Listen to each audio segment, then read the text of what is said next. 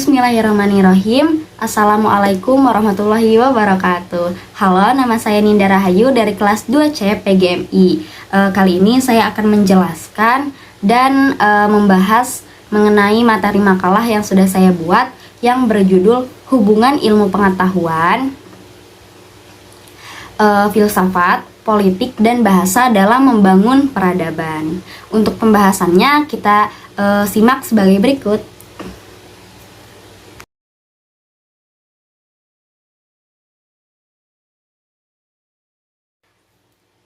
Dapat kita ketahui atau yang belum mengetahui bahwa ilmu pengetahuan, filsafat, logika, beserta bahasa itu dapat membentuk sebuah peradaban. Maka, apa hubungannya antara ilmu pengetahuan, filsafat, logika, serta bahasa dalam membentuk sebuah peradaban? Maka dari itu, kita harus mempelajarinya jika ingin tahu. Seperti halnya yang sudah dikatakan bahwa manusia adalah makhluk yang rasa ingin tahunya tinggi, dan cara membayar rasa ingin tahunya, kita sebagai manusia harus mempelajari dan mencari tahunya.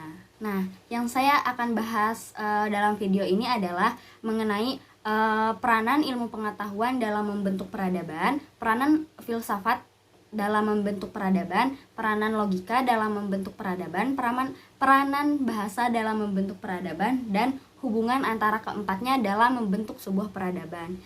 Nah, pembahasan yang pertama adalah peranan ilmu pengetahuan dalam membentuk sebuah peradaban. Jadi, menurut seseorang yang bernama Galazaba, sistem pengetahuan itu ada 3, yakni pengetahuan, ilmu, dan juga teknologi.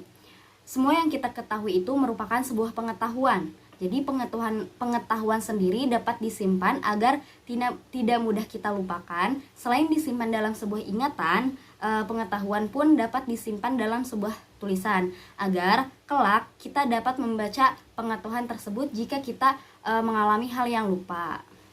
Lalu, apa yang disebut dengan ilmu? Ilmu adalah suatu pengetahuan yang nyata dan telah disusun dengan baik. Ilmu juga hasil dari kegiatan berpikir manusia. Hasil kegiatan berpikir manusia yang faktual dan nyata untuk mendapatkan suatu kebenaran. Nah, tujuannya itu untuk mendapatkan kebenaran bagi kehidupan manusia. Nah, manusia mampu mengendalikan banyak hal, memanfaatkan alam semesta, dan membuat hal yang baru hanya dengan ilmu. Jika ingin menghasilkan sebuah teknologi, maka ilmu yang bersifat teori harus dipraktikkan oleh kerja tangan. Teknik yang diilmiahkan ini disebut dengan teknologi. Nah, dalam sejarah yang tertulis, dalam berbagai catatan bahwa ada hubungan yang erat antara kemajuan peradaban bangsa dengan adanya perpustakaan sebagai tempat untuk mencari dan menggali banyak ilmu pengetahuan. Didapatkannya dari serangkaian pengamatan adalah pengetahuan. Lalu, ilmu pengetahuan itu berkembang melalui aktivitas penelitian, lalu ditulis dalam sebuah buku hasil penelitiannya, sehingga serangkaian ilmu pengetahuan dapat dipertanggungjawabkan. Dari sini kita tahu bahwa ilmu pengetahuan sangat berperan penting dalam memajukan peradaban dunia, karena dengan ilmu pengetahuan masyarakat di dunia akan berkembang dan maju. Bayangkan saja jika tidak ada ilmu pengetahuan, mungkin hidup kita akan selalu tertinggal dan tidak bisa menemukan hal-hal yang canggih yang saat ini sudah banyak dimiliki dan dibuat oleh para ilmuwan.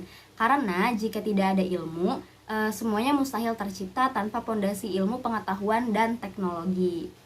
Yang kedua adalah peranan filsafat dalam membentuk peradaban. Jadi, manusia adalah makhluk yang selalu bertanya. Apa-apa yang ia ingin tahu pasti selalu saja ditanyakan. Bahkan, pertanyaan-pertanyaan yang tak kunjung akhir dan tak ada habisnya.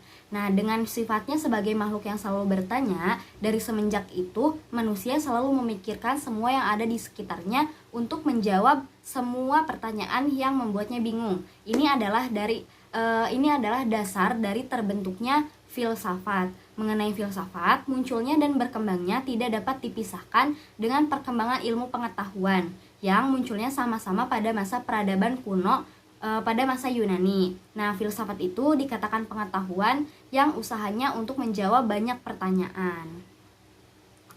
Lalu, orang-orang ditunjukkan akan kebutuhan-kebutuhan manusiawinya oleh ilmu filsafat. Bahkan mungkin jika tanpa adanya filsafat, ilmu-ilmu yang lainnya tidak akan bisa bertahan. Jadi dapat disimpulkan bahwa filsafat itu adalah sumber dari segala kemungkinan majunya kehidupan manusia dengan tak terbatas dan tak terhingga. Filsafat adalah ilmu yang tersusun rapi dan terstruktur sampai akhirnya muncul berbagai macam-macam cabangnya, hingga akhirnya muncullah cabang-cabang ilmu yang lainnya. Dari filsafat ilmiah, segala teknologi dan bangunan-bangunan dapat terwujud dan terrealisasikan. Setelah itu, tumbuh dan berkembanglah pada peradaban manusia di dunia ini. Karena sebenarnya selain merupakan ilmu yang berdiri sendiri, filsafat juga disebut pengetahuan atau ilmu yang paling dasar dan dapat dikatakan fondasi bagi ilmu pengetahuan yang lainnya, yang pada akhirnya ilmu itu dapat dikembangkan oleh manusia pada budaya dan peradabannya.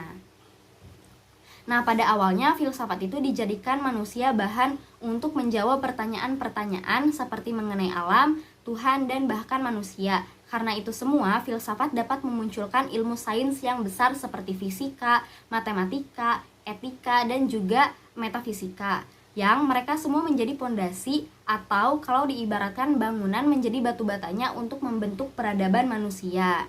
Jadi, setelah dijelaskan, kita tahu bahwa filsafat itu sangatlah berperan penting bagi peradaban manusia, bahkan tidak kalah penting dengan ilmu pengetahuan dalam peradaban. Dalam penerapan filsafat, peradaban pun dapat diterapkan di mana saja dan kapanpun dalam kehidupan manusia. Bahkan di dunia ini tidak ditemukan bidang apapun yang tidak berkaitan dengan filsafat. Nah, yang ketiga adalah peran logika dalam membentuk sebuah peradaban. Jadi, logika adalah cabang dari filsafat. Fungsi dari logika sendiri untuk memberikan pencerahan bagaimana seharusnya seseorang untuk berpikir. Jadi, pengetahuan yang dihasilkan dari pemikiran manusia itu dapat sesuai dengan yang semestinya. Sebenarnya, sikap dan perilaku manusia adalah cerminan dari cara aktivitas berpikirnya manusia. Proses berpikir itu tidaklah mudah, bahkan banyak manusia yang salah dalam berpikir tetapi bukan karena pengetahuannya. Akan tetapi tidak lurusnya jalan pikirannya, tidak menuruti aturan yang seharusnya. Jadi dalam logika itu, jika berpikir berarti ia harus menyusun silogisme dan tujuannya untuk mendapatkan kesimpulan yang tepat dan benar dengan cara menghapuskan dan menghilangkan kontradiksi. Silogisme itu sendiri ialah bentuk kesimpulan yang difikirkan secara deduktif dan tidak langsung, di mana kesimpulannya ditarik dari dua sisi yang ada sekaligus. Dengan mempunyai dua penawaran yang baik dan benar, lalu ditentukanlah sebuah kesimpulan. Silogisme sendiri memiliki 3 penawaran atau proposisi. 2 proposisi yang utama disebutnya dengan premis, yakni premis mayor dan premis minor. Dan proposisi yang ketiga itu namanya kesimpulan atau natijah. Premis mayor itu sebenarnya sebagai dasar dari berpikir yang akhirnya akan menentukan sebuah kesimpulan. Sedangkan premis minor itu sendiri fungsinya menjadi penghubung dibuatnya kesimpulan. Jadi setelah dijabarkan dan diuraikan pada penjelasan di atas, pada penjelasan tadi, logika sendiri memiliki peranan yang sangat penting dalam kehidupan sebagai sumber dari semua perbuatan dan perilaku manusia, setiap orang dimanapun dia dan kapanpun dia berada. Dia dapat disimpulkan bahwa logika juga mempunyai peranan yang penting dan bernilai untuk peradaban. Tanpa adanya logika, peradaban pun akan rendah. Lalu yang keempat adalah peran bahasa dalam membentuk sebuah peradaban. Jadi bahasa itu adalah sesuatu yang tidak dapat dipisahkan dari hidup manusia. Bahkan bisa dikatakan bahasa itu adalah kepunyaan manusia dari semua kegiatan manusia. Nah, bahasa itu adalah sarana atau alat komunikasi bagi manusia agar dapat berkomunikasi atau berbincang dengan manusia yang lain.